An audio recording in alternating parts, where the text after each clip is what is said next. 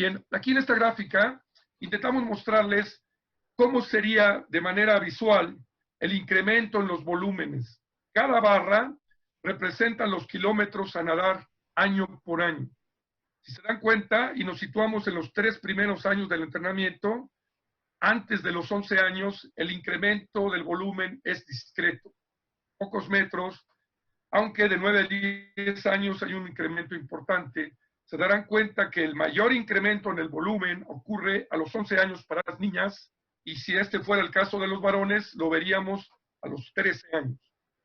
¿Por qué habrá de incrementarse de esa manera tan importante el kilometraje en estas edades? Porque al aparecer los caracteres sexuales secundarios que son producto de la pubertad, el cuerpo, la fisiología, la maduración biológica del organismo permite asimilar más carga, dado que tenemos órganos más grandes, mejor operación de los mismos, estatura, fuerza y capacidad aeróbica mayor. En su conjunto, todas estas características de maduración y de crecimiento permitirán absorber una mayor carga. Por eso se recomienda esperar a la aparición de los caracteres sexuales secundarios que inequívocamente nos hablan de haber entrado a la maduración hormonal biológica, y entonces hacer un incremento importante del volumen para que en las edades más adelante también después incrementemos intensidades. Aquí vemos nuevamente lo que explicaba yo al principio. Si nos situamos en la etapa prepuberal, por eso es incremento de volumen. Al aparecer el pico de crecimiento, aparecerá justo este incremento en el volumen, todavía no de la intensidad. La intensidad y el mayor volumen aparecerán hasta que el crecimiento empieza a decaer. Bien, aquí veríamos un ejemplo de lo que podríamos llamar el plan de entrenamiento a largo plazo, mostrado en cifras. Tenemos del lado izquierdo la edad cronológica. Hay que reiterar, edad cronológica no siempre va aparejada de edad biológica ni de edad madurativa en términos psicosociales. Por lo tanto, es una referencia. Me interesa más la edad biológica y me interesa más la edad de entrenamiento. Pero aquí vemos cómo en las damas tenemos 3 años etapa prepuberal, 8, 9, 10 años. En la tabla para los varones vamos a ver que la etapa prepuberal es 8, 9, 10, 11 años. Un año más, porque somos maduradores más tardíos que las mujeres. Ellas nos llevan ventaja en ese sentido. Nosotros estamos pollitos y ellas ya nos llevan en ese sentido años, generalmente 2 años en maduración. La etapa puberal para las niñas, 3 años. Adolescencia, 4 años. Y veamos cómo incrementan aquí semanas de entrenamiento al año. SA son cuántas semanas entrenamos al año. Empezamos en 40 y terminamos en 45 hasta 48 semanas. ¿Cuántas horas vamos a dedicar al entrenamiento en el agua? ¿Cuántas horas al trabajo en seco? ¿Y cuántas horas totales? Después viene cuántos kilómetros por hora. Esta es la densidad. Kilómetros por hora, empezando en 800 metros por hora, terminando en 3, 3.5. Ahí va a depender mucho de la especialidad. ¿Cuántos kilómetros totales al año? ¿Cuántas horas de trabajo en tierra y en agua para el total de trabajo en cada una de las categorías? Este es el esquema donde podemos ver un desglose aproximado de las 10,000 horas de las que hemos hablado, divididas a lo largo de 10 años. De aquí podríamos extraer los indicadores para poder de ahí utilizar esos datos para la planificación de cada uno de los años. Quiero decirles que toda la información detallada está en el libro. Ahí podrán consultarlo con mucho más detalle, pero es importante que sepan para qué utilizamos esta información. Bien, ¿cómo iríamos agregando nuevos estímulos a lo largo de la vida deportiva? Habíamos dicho que para garantizar el éxito en la carrera deportiva necesito estratégicamente incrementar volumen, luego incrementar intensidad y después la combinación de ambos, que sería la densidad. Yo tengo que saber dónde puedo obtener reservas, y cuando hablamos de reservas, estoy hablando estímulos nuevos a utilizar para sacudir al organismo y ayudarlo a lograr una mayor adaptación. Esas son las reservas. Aquí vamos a ver qué reservas podría utilizar. Para que podamos entender la gráfica, en el lado izquierdo mostramos los milimoles de lactato, que empiezan en 2, terminan en 14, podrían terminar en 20, y entre mayor acumulación o movilización láctica en cada entrenamiento, se hablará de mayor intensidad.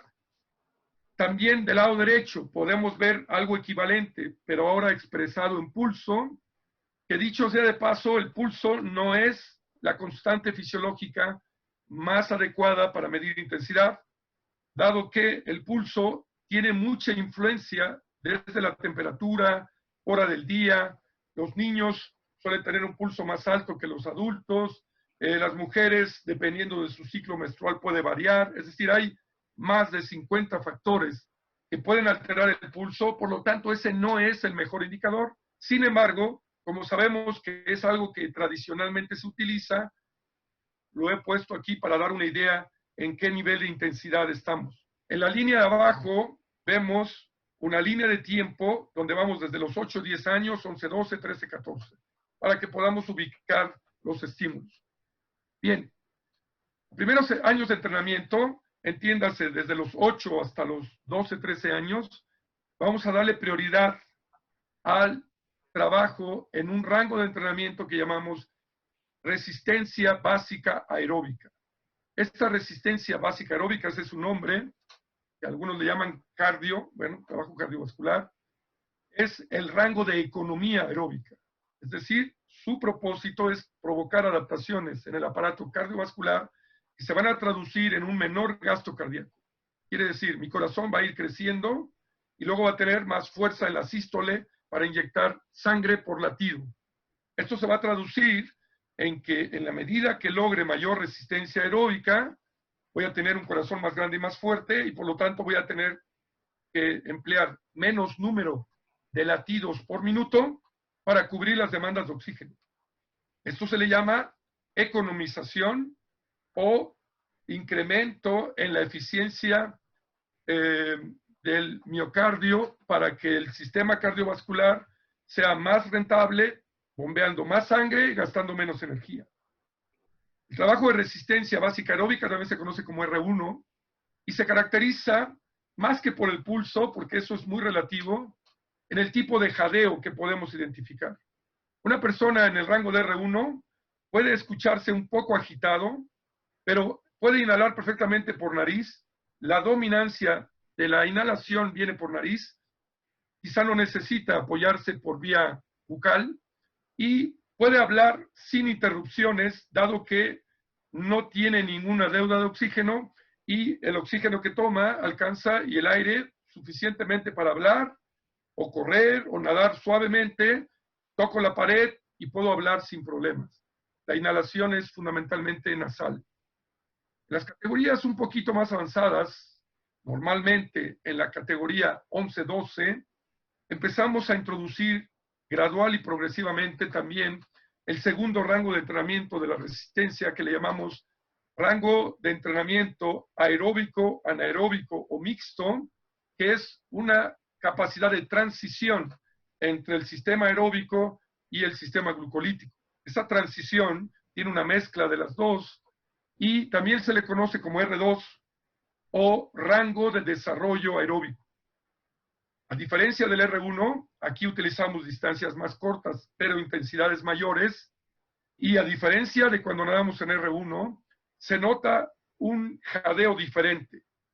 En el R2 vamos a ver cómo en la pausa, si ustedes le preguntaran tiempo y pulso al nadador, probablemente tiene que cortar palabras porque empieza a quedarle a deber oxígeno y no alcanza para hablar y recuperar el oxígeno que gastó.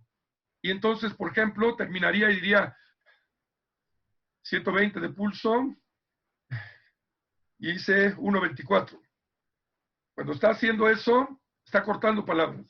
La inhalación es nariz-boca, nariz-boca. No alcanza a ser pura nariz. Y las palabras se escuchan ligeramente cortadas, con pequeñas pausas intermedias. Esto denota un déficit en la cantidad de oxígeno y o un incremento en el dióxido de carbono. Esta ventilación interrumpida y acelerada se detona a nivel de los sensores que tenemos cerca de la aorta, que son baro y quimioreceptores, que miden la concentración de gases, es decir, la relación oxígeno-dióxido de carbono, y de ahí se desencadena esta respuesta al incremento de la ventilación. Esta respuesta ventilatoria del jadeo y de la expresión al hablar entrecortando palabras es muchísimo más confiable que el pulso. El pulso siempre tendrá un 50% de confiabilidad y un 50% de probabilidad de error. El jadeo puede tener 75% de confiabilidad. Bien, después vendría el tercer rango de entrenamiento. Entiéndase que este tercer rango lo vamos a introducir apenas en los 13, 14 años, siempre partiendo de la base de un gran nivel de R1, un gran nivel de R2, solo me va a permitir introducir la resistencia en el tercer rango, que también conocemos como R3, pero se conoce como el rango de máximo consumo de oxígeno. Es un rango de entrenamiento donde estamos en la frontera entre lo aeróbico y lo anaeróbico, donde ya estamos dejando de utilizar oxígeno para degradar los sustratos energéticos y por lo tanto, digamos que apenas tenemos un pie apoyado en la parte aeróbica, mientras todo el cuerpo ya está en la otra zona, que es glucolítica, no oxidativa, es decir, láctica, y yo apenas estoy sacando las últimas gotitas que le puedo sacar al oxígeno para degradar los sustratos energéticos. Es decir, ya es el tope que yo puedo sacarle provecho a la parte oxidativa. Bien, después vendría un rango de intensidad mayor, que son los trabajos lácticos, le llamamos glucolíticos no oxidativos. Anteriormente los definíamos como anaeróbico-lácticos. Es eso exactamente, un rango donde el oxígeno no tiene una participación muy importante y hay una producción de lactato importante. Sin embargo, hay que decir, y esto lo vamos a explicar en otro módulo, que no es la ausencia de oxígeno lo que provoca la concentración de lactato, sino la intensidad y velocidad de la contracción muscular, que está degradando glucosa y a ácido pirúvico, y por la velocidad de resíntesis y la velocidad de oxidación, que no es tan rápida como la acumulación, empezamos a experimentar transformación hacia ácido láctico del ácido pirúvico. Esto lo vamos a abordar de manera mucho más profunda en otro módulo. Bien, entiéndase que los entrenamientos lácticos preferentemente los vamos a empezar a introducir después de los 14, 15, 17 años. Ahora, aquí podemos ver en qué categoría vamos introduciendo qué capacidades. Por ejemplo, 8 y 10 años, la parte condicional, básicamente tendríamos R1. 11, 12 años, tenemos predominantemente R1 con una introducción al R2. Si vemos 13, tenemos una gran base de R1, una gran base de R2 e introducción al R3. De esta manera podemos entender cómo vamos estratégicamente incorporando nuevas zonas de entrenamiento y también nuevos estímulos para mantener una capacidad de rendimiento creciente y progresivamente más elevada. Así sucesivamente podríamos interpretar la curva en las diferentes categorías, y si yo respeto esta ruta, yo podría estar seguro que siempre tengo nuevas reservas, entiéndase, nuevos estímulos para sacudir al organismo y provocar más y más adaptación. Por eso tengo que tener claro que en el largo plazo no puedo perder de vista cuál es la ruta, porque a menudo se comete el error de tener niños de 8 años que ya hacen mucho trabajo láctico, sin haber siquiera terminado de formar correctamente los hábitos motores para la técnica. Eso es justamente lo que se pretende evitar con este tipo de trabajo. Si vemos estas líneas amarillas, representarían a los biológicamente acelerados y o a las niñas, que también suelen tener una maduración más precoz que los varones.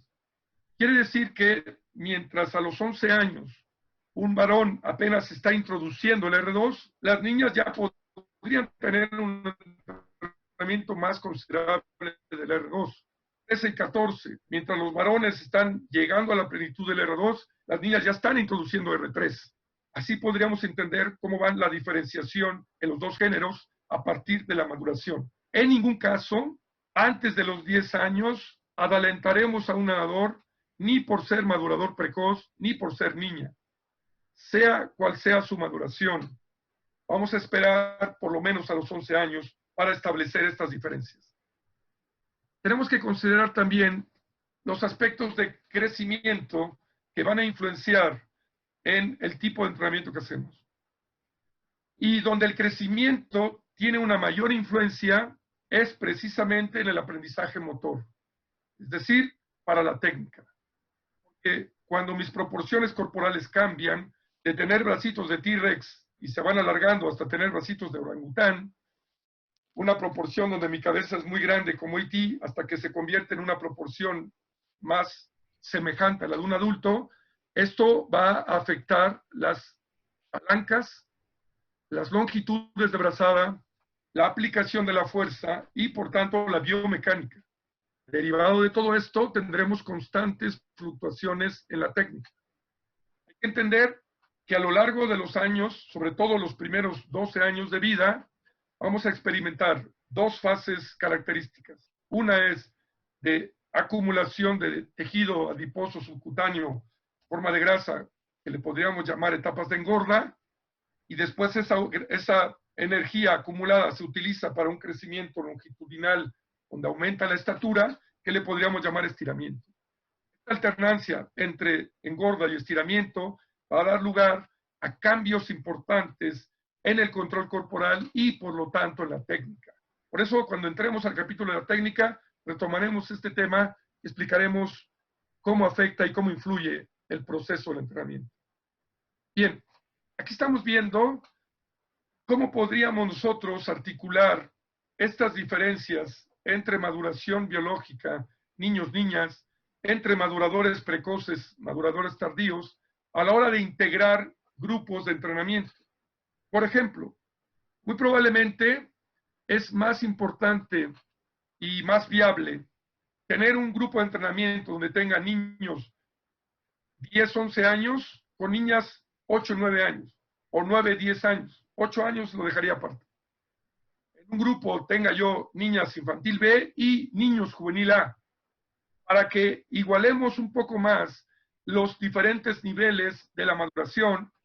Esto sin olvidar que los kilometrajes para 13 y 14 son distintos que para 11 y 12, pero por lo menos en algunas series pueden compartir y el 80% de una sesión podría ser la misma, luego habrá un 20% de la sesión donde tengo que ponerle algo diferenciado a los de 11 y 12, de los de 13 y 14 que hacen menos kilometraje, en este caso los de 11 y 12. Estas diferencias las tengo que respetar, pero en principio sería más afín agrupar los equipos de esta manera que poner de la misma edad niños y niñas.